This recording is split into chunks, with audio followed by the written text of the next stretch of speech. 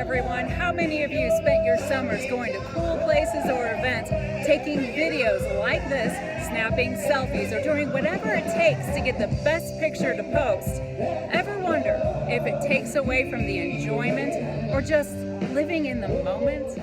We find that when people take pictures of experiences that are otherwise highly enjoyable, we find that taking pictures of those experiences makes people enjoy the experiences a bit less. Robyn LeBoeuf, professor of marketing at Washington University in St. Louis, is co-author of a revealing study involving several different surveys with more than 700 participants. The research team had studied participants' watch videos, including a documentary considered to be highly enjoyable. We had one group just watch it. We said, here, watch, imagine that this is a nature tour that you're doing, or, a video experience that you're having. Watch it and simply just take it in.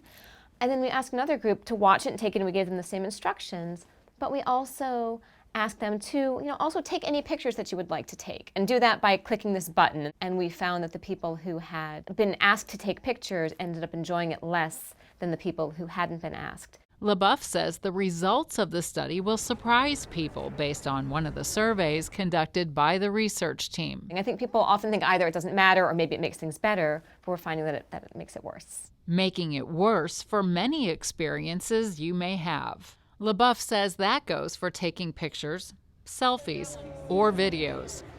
Not to mention taking pictures of people unwillingly who may want to enjoy the experience without the cameras. And selfie overload, too much focus on yourself, and moments around you slip by. Selfies might be even more distracting, and now you're not looking at the image, you're trying to line yourself up in the picture, and it's an even more distracting action than just simply taking a picture. Well, anytime people are stepping out of the moment to try to document the moment, I would say these findings would apply. This takes into account shows or concerts you find highly enjoyable.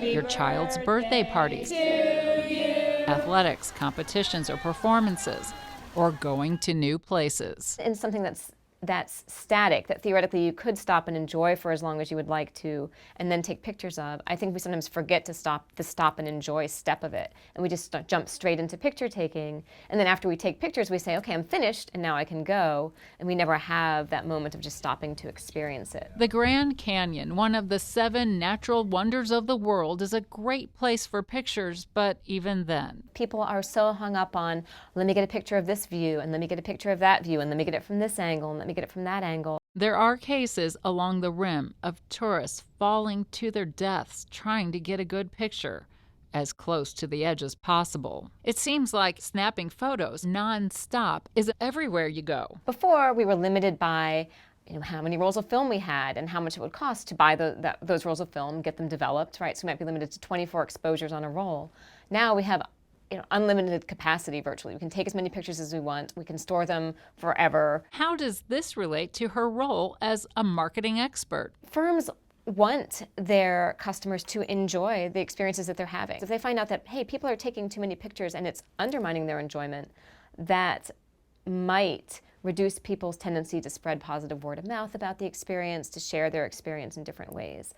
So there might be things that firms can do, maybe interventions that they can do to get people to put down their cameras for a few minutes and maybe stop and enjoy the moment more, and that might help the firms with their bottom line. While taking pictures and videos may be a distraction that takes you out of the moment, undermining enjoyment, LeBoeuf wants to make one point clear: actually having the photos and videos from many moments of life are valuable without a doubt. I'm glad that I have pictures of, say, my son's first birthday party, but perhaps taking those pictures made me enjoy it less in the moment. So there's this tension between documenting for posterity and documenting for the sake of nostalgia later on, and enjoying things in the moment. So maybe the best thing would be to make sure you have pictures, but if you're really worried about enjoying it, maybe you shouldn't be the one taking them, but maybe outsource it to somebody who's less invested in the situation or in the moment. For HEC, I'm Kathleen Berger.